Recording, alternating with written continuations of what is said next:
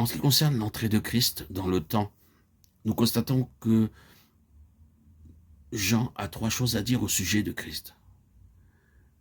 Il place Christ dans l'éternité. Au commencement était la parole, et la parole était avec Dieu, et la parole était Dieu. Jean 1:1. C'est Christ, en dehors du temps. Il montre la venue de Christ dans le temps, et la parole a été faite chair, et elle a habité parmi nous. Jean 1:14. Christ est révélé comme étant dans le ciel, alors qu'il se trouve ici-bas. Cette troisième chose qui est énoncée dans l'évangile de Jean est déclarée par le Seigneur lui-même, et allie les deux autres choses. Le Fils qui est ici-bas en chair et en même temps dans le ciel. Il y a l'union des deux sphères. Tandis qu'il est ici-bas, il est toujours dans le ciel. Alors qu'il se trouve dans le temps, il est toujours dans l'éternité. Personne n'est monté au ciel si ce n'est celui qui est descendu du ciel, le Fils de l'homme qui est dans le ciel, Jean 3:13. C'est l'homme céleste tel qu'il nous est présenté par Jean. Christ sur terre et en même temps, toujours dans le ciel. Or, en Christ, cela devient vrai de l'Église et est vrai de chaque membre de l'Église. En Christ, nous sommes ici-bas et en même temps dans le ciel. Nous sommes dans le temps, mais également dans l'éternité. La question surgit alors. Comment ceci se peut-il? C'est une déclaration qui a besoin d'une explication. Ceci nous amène au point où la relation éternelle et céleste est reprise. Cette relation était brisée, interrompue. En Christ, en tant qu'homme représentatif, elle est reprise. Avec lui, elle n'a jamais été interrompue.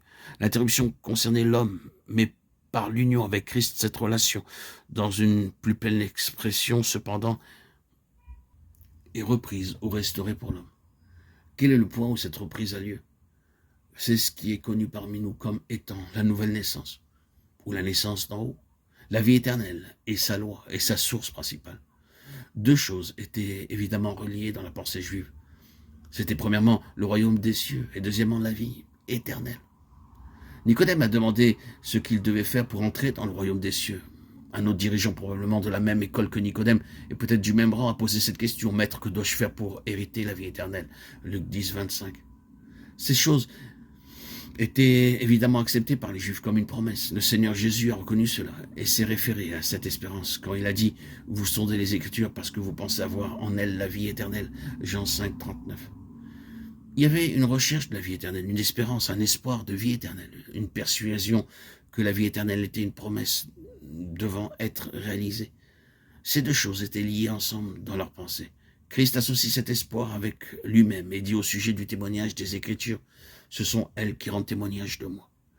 À ceux qui peuvent le recevoir, il indique qu'il est lui-même le chemin ou l'échelle qui mène au ciel, le moyen nécessaire d'y parvenir. Nous nous référons naturellement à Jean 1:51. Lisez le verset 47. Jésus, voyant venir à lui Nathanaël, dit de lui, « Voici vraiment un Israélite dans lequel il n'y a point de fraude. » Voici un Israélite pur. Que